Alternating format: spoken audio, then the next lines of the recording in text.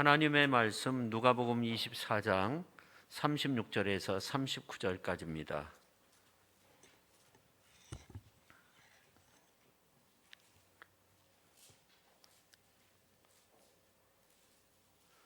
이 말을 할 때 예수께서 친히 그들 가운데 서서 이르시되 너에게 평강이 있을지어다 하시니 그들이 놀라고 무서워하여 그 보는 것을 영으로 생각하는지라.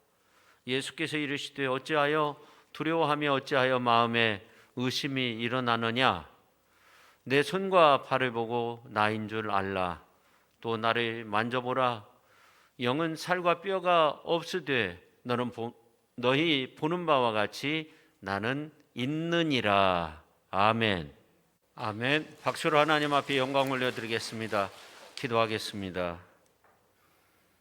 우리의 예배와 찬양과 우리의 헌신과 시간과 우리의 삶과 목숨까지 기뻐 받으시는 주님, 언제나 우리에게 큰 은혜 베풀어 주시고 이 시간도 우리에게 큰 은혜의 시간이 될 수 있도록 주님 역사하여 주옵소서.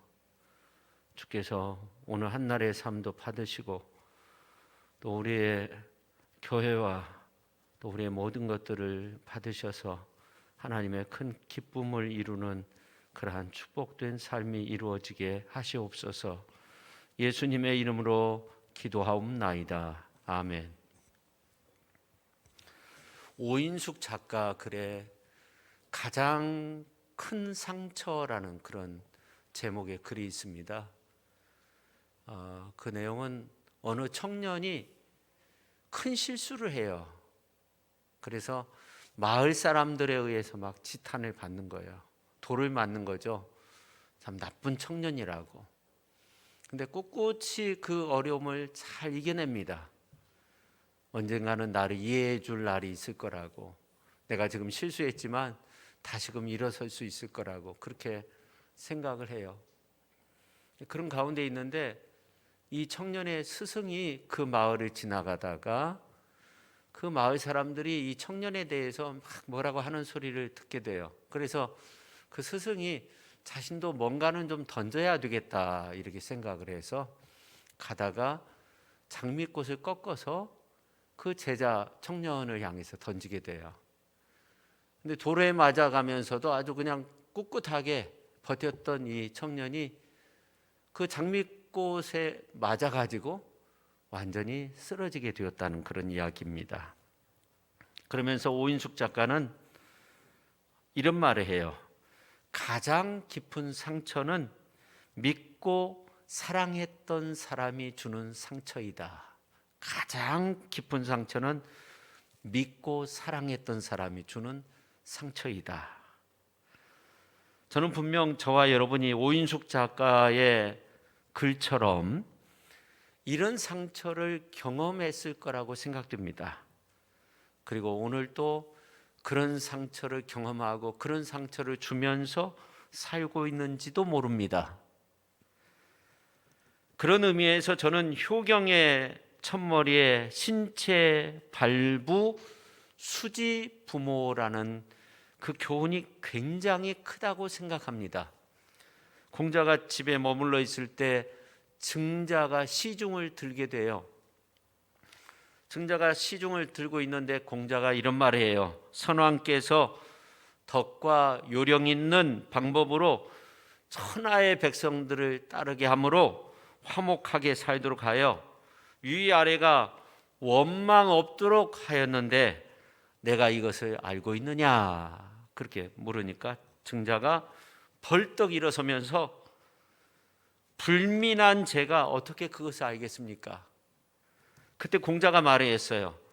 효란 덕의 근본이요, 여기에서 가르침이 비롯되는 것이다. 내가 너에게 알려줄 테니 다시 앉아라 하면서 사람의 신체와 털옷과 살 같은 부모에게서 받은 것이니까 이것을 손상시키지 않는 것이 효의 시작이고, 몸을 세워 도를 행하고 후세의 이름을 날림으로써 부모를 드러내는 것이 효의 끝이다. 무르효는 부모를 섬기는 데서 시작해서 임금을 섬기는 그러한 과정을 거쳐서 입신하는 데서 끝이 나는 것이다. 그렇게 알려주었어요. 저는 오늘 우리 자신을 사랑하는 것이 가장 중요하다고 생각해요. 그러니까 내가 나 자신을 인정해 줘야 돼요. 왜냐하면 내가 나에게 주는 상처만큼 큰 상처는 없습니다. 내가 나에게 주는 상처는 그대로 남아요. 그래서 저는 오늘 이제 말씀 듣는 가운데 우리 모든 성도님들이 내가 나에게 주는 그 상처가 치유함을 얻는 그런 복된 시간이 되었으면 좋겠어요. 알렉산더가 대제국을 건설하고 자신의 초상화를 그리고 싶었어요. 그래서 화가들을 다 불러가지고 그림을 그리는데 마음에 드는 그림이 하나도 없었어요. 그도 그럴 것이 알렉산더는 전쟁을 치르면서 큰 상처가 얼굴에 남아 있었어요. 그러니까 그 상처가 그려지니까 마음에 안 드는 거예요. 근데 지혜로운 화가가 한번 앉아보시라고 하면서 테이블 위에 손을 얹게 하고 턱을 괴게 한 거예요. 손으로. 그러면서 살짝 이렇게 상처를 감추어서 초상화를 그렸어요. 마음에 들어가지고 그 화가에게 큰 상을 내렸다고 해요. 그러니까 알렉산더 대왕조차 그 큰 나라를 이루었던 정말 정복의 사람이죠. 이 사람이 자기 자신의 얼굴의 흉터, 이거에 대해서 열등감, 자괴감이라는 것들을 가지고 있었던 겁니다. 근데 예수님의 경우는 전혀 달랐어요. 예수님의 그 본체가 하나님과 동등한 분이시지만 하나님의 아들로 이 땅에 오셔서 사명 감당하실 때 저주받은 죄인처럼 벌거벗은 몸으로 십자가에 달리셨고, 그리고 이제 고난 받으시고 부활하셨어요. 십자가를 회피하거나 멀리하지 않았어요. 그뿐만 아니라 십자가에 못 박혀 죽으시고 신령한 몸으로 부활하실 때 십자가의 상은 그 상처, 살이 찢겨지고 대못 자국 있는 거, 창 자국이 있는 거 없애지 않고 그대로 그 모습 그대로 부활하시고 그 모습을 많은 제자들에게 보여주셨어요. 예수님이 어떤 분이세요? 말씀 한마디로 문둥병자를 다 낫게 했어요. 그 엄청난 상처 이러한 것들을 다 씻겨주신 분이에요. 근데 자신이 그 고난의 흔적을 지니고 있었던 거예요. 십자가의 상흔을 가지고 있었어요. 죽은 자를 살리시고 문둥병자를 다 고치시고 손 마른 사람을 다 깨끗하게 낫게 하신 그분이 그 십자가의 상처를 짊어지고 있었다는 거죠. 왜 그랬을까 하는 겁니다. 여러분, 용연향에 대해서 들어본 적이 있을 거예요. 이 용연향은 고래로부터 나오는 것인데 여러 가지 이제 이야기들이 있어요. 이것이 만들어지기까지. 근데 그 중에는 이 고래가 큰 상처를 입으면 이제 연고처럼 그 두꺼운 피부에서 액이 나온다는 거예요. 액체가 흘러나오는데 그것이 나중에 이제 최고의 향수를 만드는 재료가 된다. 그렇게 주장하기도 합니다. 누구든지 어떤 피조물이든지 상처는 분명 아프고 고통스러운 것이 틀림없습니다만 그러나 그 상처에 대한 반응에 따라서 우리 인생이 달라지는 거예요. 이 십자가의 상흔은 영광의 상흔입니다. 오늘 이제 본문 말씀은 예수님께서 부활하신 바로 그날 저녁에 제자들에게 나타나셔서 하신 말씀이 기록이 되어져 있는데 36절에 보면 이 말을 할 때 그때 예수님께서 등장하셔서 너희에게 평강이 있을지어다 그렇게 말씀하셨어요. 이 말을 할 때 이 내용이 뭐냐면 예수님의 제자 가운데 글로바라 하는 제자와 다른 제자가 예루살렘에서 엠마오로 내려가고 있을 때 부활하신 예수님을 만나게 돼요. 그래서 황급히 예루살렘으로 돌아와서 제자들이 있는 곳에 와서 부활하신 예수님을 우리가 보았다, 그렇게 막 외치는 거죠. 이 말을 할 때 예수님께서 그곳에 나타나신 거예요. 다른 제자들은 아마 침울해 있었고 아주 그냥 아무것도 할 수 없는 이런 가운데 있었을 거예요. 그래서 안식일이 돼가지고 고향 땅으로 내려가지 못하고 그냥 예루살렘에 있었던 거죠. 그런데 안식 후 첫날 새벽에 여성들이 예수님의 무덤에 가서 부활의 예수님을 보았다는 거예요. 무덤이 비었다고 그렇게 말하고 글로바와 다른 제자가 우리가 부활의 예수님을 보았다고 하니까 그냥 흥분되어 있는 거예요. 두려운 마음도 있었어요. 이러한 가운데 문을 안에서 걸어 잠그고 있었는데 그 가운데 예수님이 나타나신 겁니다. 문이 닫혔는데 예수님이 나타나셔서 이제 말씀하시니까 이 제자들이 우리가 보는 것이 영이 아닌가 이렇게 생각을 했어요. 그때 예수님은 의심하고 두려워하는 제자들에게 자신을 확인시켜 주기 위해 두 가지의 행동을 하게 돼요. 그 중에 하나가 못자국 난 손과 발을 보여주십니다. 그리고 생선해 달라고 해가지고 잡수셨어요. 오늘 이제 38절에서 40절에 있는 말씀을 보면 그 중에 이제 그 39절에 보면 잘 나와 있는데 내 손과 발을 보고 나인 줄 알라 그렇게 말씀하고 있어요. 내 손과 발 어떤 모습이었을까요? 우리가 이 비슷한 사건의 내용이 요한복음서 20장에 기록이 되어져 있는데 도마가 없을 때 부활의 예수님께서 나타나셔서 자신의 손과 발을 다 보여주셨어요. 그러면서 불안에 떨고 있는 제자들에게 내가 부활했다 하는 것을 알려주셨어요.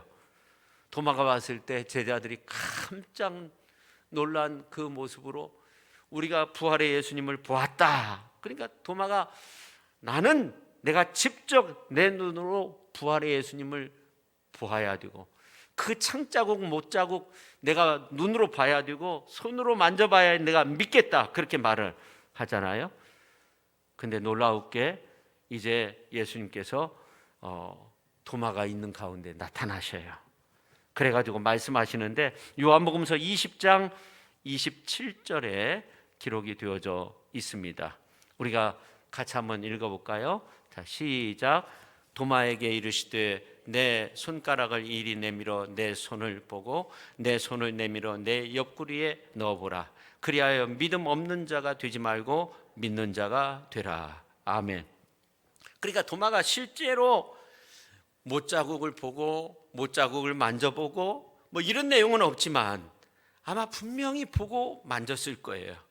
왜냐하면 이 도마가 이제 예수님 앞에서 신앙의 고백을 하는데 나의 주님이시오 나의 하나님이십니다. 그런 고백을 해요. 이렇게 볼 때 예수님의 부활하신 몸에 못자국과 창자국이 있었던 것이 분명하죠.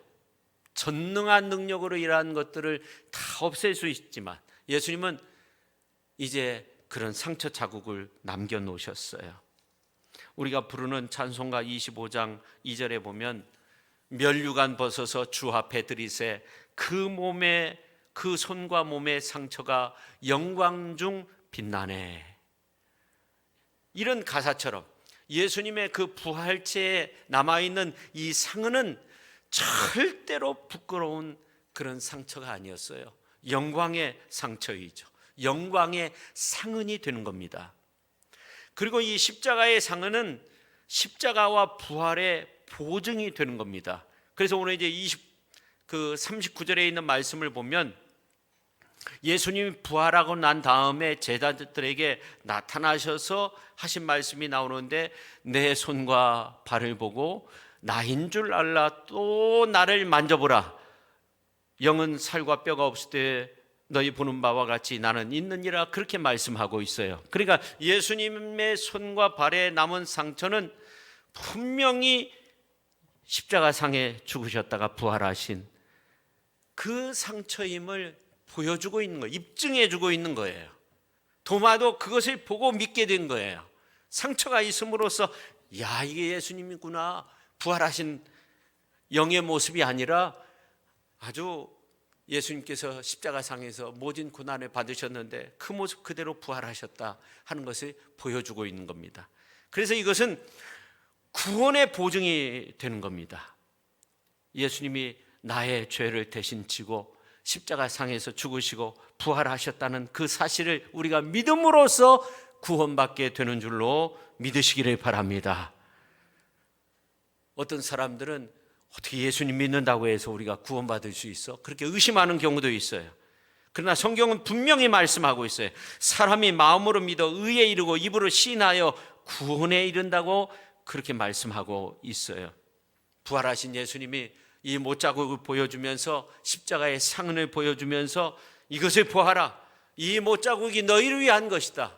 너희가 심판받아야 되지만 내가 심판받았다. 너희 죄값을 내가 다 짊어졌다. 이것을 보아라. 주님이 그렇게 우리에게 보여주시는 겁니다.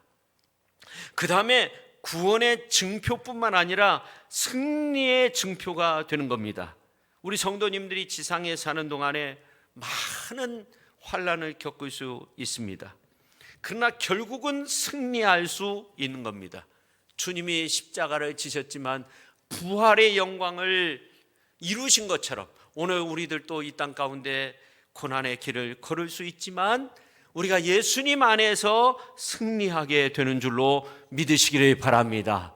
우리가 죄 가운데 살아갈 수밖에 없는 그러한 세상 속에 놓여져 있지만 우리가 구원의 주, 부활의 주, 정말 생명의 주님 안에서 우리가 다시금 힘을 얻고 다시금 일어서고 다시금 이제 거듭난 구원의 은혜 속에서 능력 있게 살아갈 수 있음을 믿으시기를 바랍니다. 우리가 세상 살면서 연약해질 때, 위험에 처해 있을 때 예수님은 우리를 위해서 중보기도 하시는 거예요. 부활하셔서 하나님 보좌 우편에 계시면서 하나님 아버지, 저 암흑의 성도를 위해 흘린 십자가의 보혈의 피를 기억하십시오. 하나님 아버지, 제가 암흑의 성도를 위해서 채찍에 맞았습니다. 그 연약한 부분을 치료하여 주십시오. 제가 저 죄 많은 자를 위해서 십자가를 짊어졌습니다. 저를 용서해 주십시오. 구원해 주십시오. 구원의 길로 인도해 주십시오. 그래서 우리는 주 예수님을 바라보면서 다시금 일어설 수 있고 구원의 은혜와 또 생명의 은혜 속에 거하게 되는 줄로 믿습니다. 그 다음에 부활의 증표가 된다는 거예요. 예수님의 손과 발에 남아있는 못자국은 부활에 대한 강력한 증표가 되는 거죠. 그래서 성경에 보면 예수님이 부활의 첫 열매가 되셨다고 그렇게 말씀하고 있어요. 고린도전서 15장 20절에 있는 말씀을 보면 그러나 이제 그리스도께서 죽은 자 가운데서 다시 살아나사 잠자는 자들의 첫 열매가 되셨도다 그렇게 말씀하고 있어요.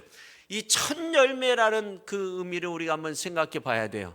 그냥 부활의 열매가 됐다 이런 것이 아니에요.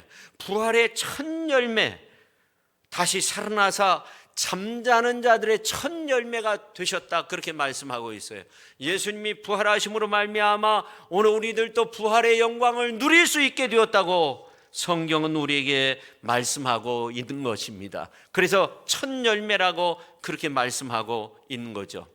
빌립보서 3장 21절에 있는 말씀을 보면 그는 만물을 자기에게 복종하게 하실 수 있는 자의 역사로 우리의 낮은 몸을 자기 영광의 몸의 형체와 같이 변하게 하시리라 그렇게 말씀하고 있어요. 그러니까 오늘 우리들도 예수님의 그 은혜 속에서 부활의 영광 가운데 이제 다시금 부활할 것을 믿고 그 가운데서 우리가 살 수 있는 겁니다. 그 다음에 더 나가서 심판의 증표가 되신다 하는 겁니다. 예수님은 우리 대신 십자가에 죽으신 구원의 주가 되십니다.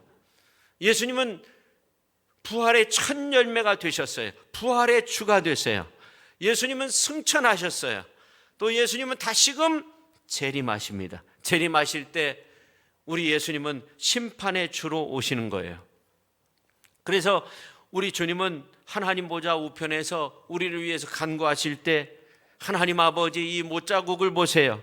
암흑의 성도를 위해서 흘린 이 보배로운 피를 보세요. 이 못자국을 보세요. 저 성도를 불쌍히 여겨주세요. 그렇게 중보기도 하시지만 이제 예수님께서 재림의 주로 이 땅에 오실 때는 전혀 다르죠. 예수님을 믿지 않는 사람들은 결코 핑계할 수 없어요. 자 봐라, 죄로 인해 영원히 죽을 죄인들을 위해 내가 십자가를 짊어졌었다. 그리고 내 제자들을 통해 온 세상에 하나님의 복음을 전해주었다. 그런데도 너희들이 믿지 않고 기회를 놓쳤으니 이제 심판받을 수밖에 없다 하는 거죠. 그러면서 예수님의 그 못자국, 창자국을 보여주는 거죠. 그러면 누가 이제 구원함을 얻느냐? 바로 영원한 하나님의 아들 예수 그리스도를 마음으로 믿고 입으로 시인하면서 사는 사람들, 이러한 사람들이 다 하나님의 구원의 은혜 속에서 영원한 생명을 얻게 되는 줄로 믿으시기를 바랍니다. 할렐루야. 근데 제가 오늘 말씀드리고자 하는 것은 사실은 지금부터예요. 우리 그리스도인들은 이 십자가의 상을 영광의 모습으로 승화시켜야 된다는 거예요. 우리가 살면서 많은 상처를 가지고 있어요. 살면서 정말로 많은 상처를 가지고 있어요. 그 중에 우리가 첫 번째, 이 사적인 고난을 영광으로 승화시킬 수 있어야 됩니다. 사람은 누구나 인생 가운데 고난을 겪습니다. 상처가 있어요. 그것을 수치스럽게 생각해요. 괴로워 생각해요. 괴롭게 생각해요. 근데 우리가 이 고난과 상처 이러한 것들을 극복하면 오히려 영광이 되는 줄로 믿습니다. 바울의 모습을 보세요. 그 몸에 육체의 가시가 있었어요. 사단의 가시라고 그렇게 표현하기도 해요. 그러니까 이 사도 바울이 다른 사람을 살려내기도 하고 병든 자 고쳐주는 그런 놀라운 기적의 역사를 행했는데 자기의 몸은 육체의 가시가 있었어요. 너무나도 힘든 그런 육체의 가시가 있었어요. 사도 바울은 그것을 사단의 가시로 그렇게 표현하고 있는데 그 이유는 사도 바울이 엄청나게 그 자신이 가지고 있는 그 육체의 질병에 대해서 부끄럽게 생각을 한 거예요. 수치스럽고 괴로웠어요. 이 질병만 없으면 좋겠는데, 이것만 없으면 내가 정말 살 것 같은데, 그래서 목숨을 걸고 하나님 앞에 기도하지만 하나님께서 주시는 응답은 내 은혜가 내게 족하다 하는 것이었어요. 실망할 수밖에 없었어요. 그러나 바울은 큰 깨달음을 얻죠. 나의 이러한 연약함 때문에 내가 하나님 앞에서 겸손해질 수 있다 하는 거예요. 이로 인해서 하나님의 큰 역사가 나타난다고 한다면 나는 이후로 나의 연약한 이 모습을 자랑하면서 살겠다 하는 거예요. 그래서 사도 바울은 고난이 있어도 감사하고 어려움이 있어도 감사하고 그러면서 승리의 길을 걸었던 위대한 믿음의 사람이 되었습니다. 유명한 찬송 시인인 화니 크로즈비라는 사람을 아실 거예요.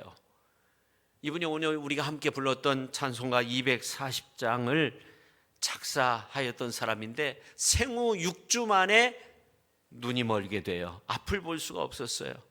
근데 하나님의 큰 은혜를 체험하고 수많은 찬송시를 썼어요.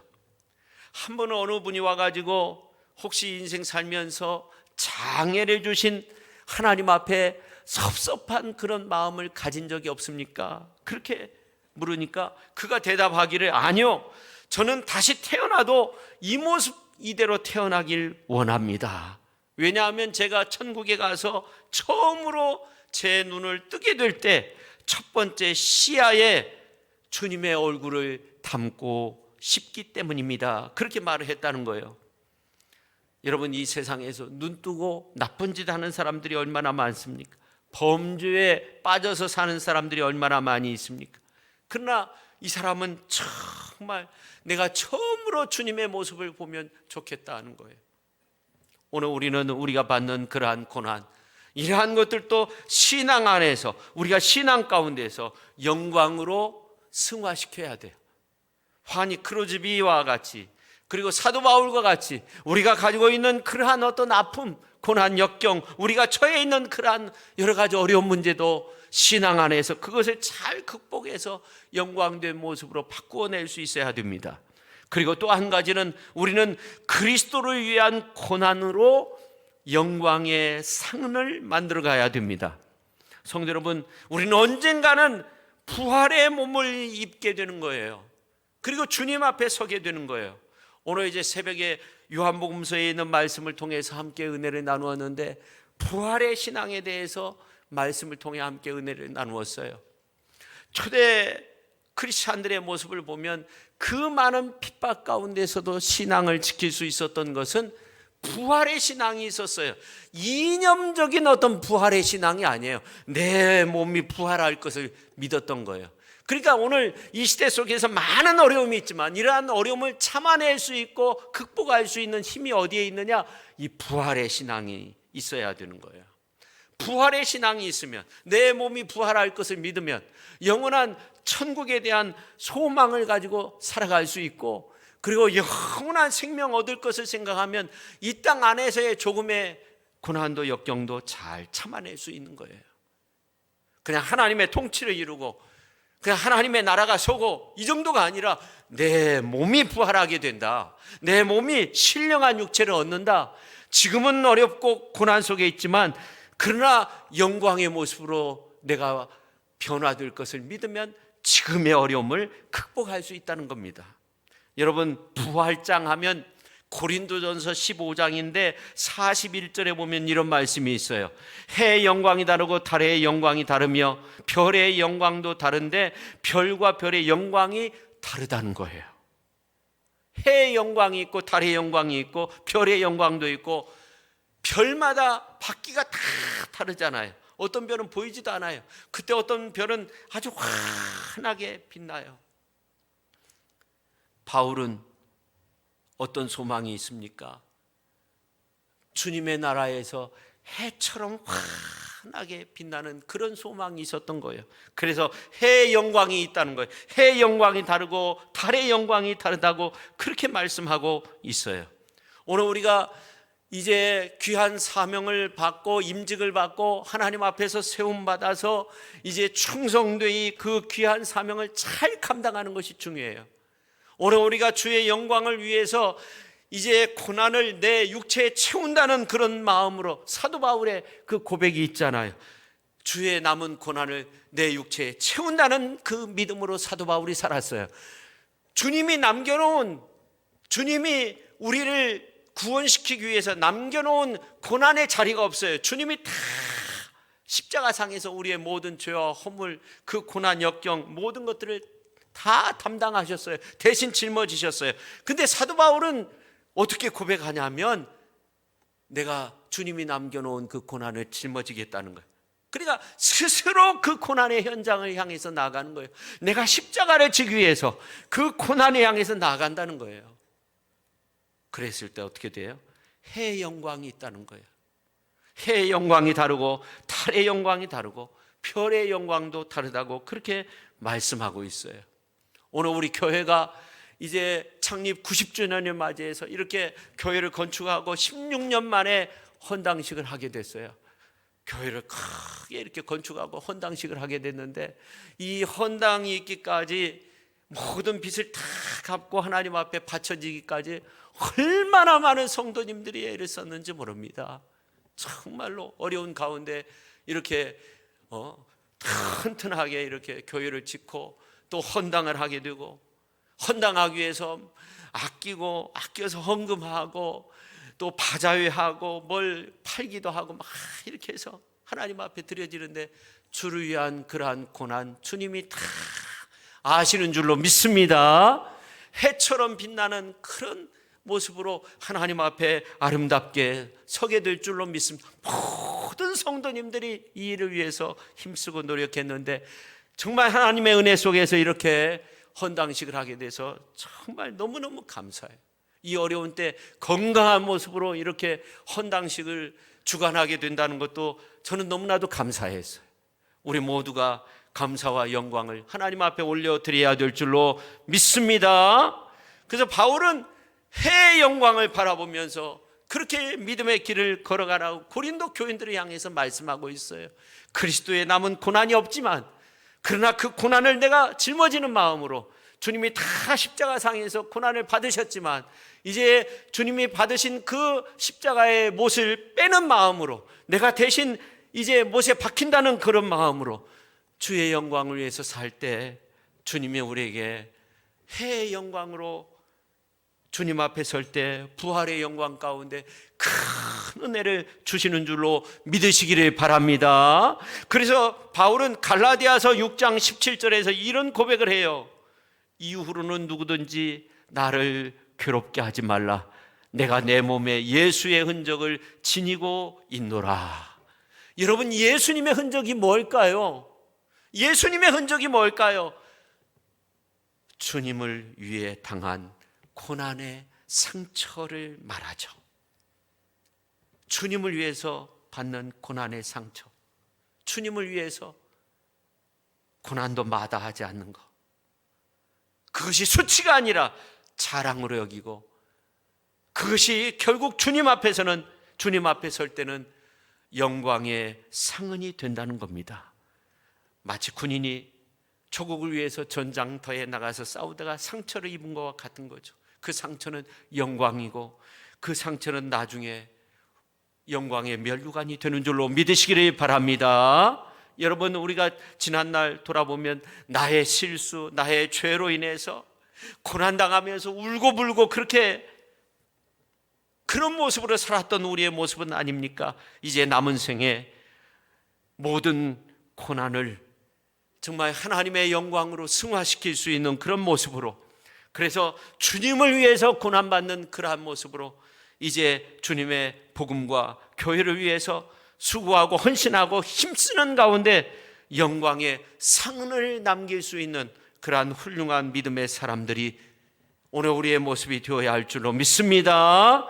그래서 귀한 사명 잘 감당하고 예수님의 손과 발에 남아있는 못자국의 의미가 무언가 늘 묵상하면서 구원의 확신 가운데 승리를 이루시기를 바랍니다. 그리고 주님의 고난에도 기쁨으로 동참하면서 부활의 영광을 누리는 우리 모두가 될 수 있기를 예수님의 이름으로 축원합니다. 기도하겠습니다. 하나님 아버지, 감사드립니다. 오늘 11월 22일 주님의 몸된 교회를 헌당하는 그러한 소중한 날입니다. 우리 하나님께서 교회와 저희들을 지켜주셔서 이 자리에 있게 하여 주시니 감사드립니다. 헌당이 있기까지 많은 신앙의 선배님들이 아버지 하나님 눈물 뿌리며 기도하였고 많은 노력을 하였습니다. 많은 희생이 있었습니다. 그 중에는 먼저 하나님의 나라로 부름받은 분들도 있습니다. 그분들의 간절한 기도와 노력이 있었기 때문에 오늘 주님의 몸된 교회가 아름답게 서게 된 줄로 믿습니다. 우리가 하나님 앞에 온전히 드려짐으로 말미암아 주님의 몸된 교회, 또 우리 자신이 하나님 앞에 온전히 드려짐으로 말미암아 하나님 아버지, 이제 우리의 삶을 더욱더 은혜로 바꾸어 주시고 축복의 역사로 바꾸어 주시고 하늘문을 열어주시사 우리가 드리는 기도와 우리가 드리는 예배와 우리의 모든 것들을 받아주시고 아버지 하나님이여, 우리의 모든 삶이 주님의 영광을 드러내는 그러한 복된 역사가 이루어질 수 있도록 우리 하나님께서 함께하여 주옵소서. 아버지 하나님이여, 우리가 영광의 상흔을 지니고 믿음의 길을 걷습니다. 항상 지켜주시고 항상 붙잡아 주시고 능력으로 역사하여 주시고 우리 하나님께서 앞에서 이끌어 주시고 뒤에서 밀어 주시고 좌우에서 붙잡아 주셔서 주님 앞에 설 때 잘했다, 해 같은 영광을 얻는 그러한 부활의 영광 가운데 아름답게 서는 저희들 모두가 되게 하여 주옵소서. 예수님의 이름으로 기도 올리옵나이다. 아멘.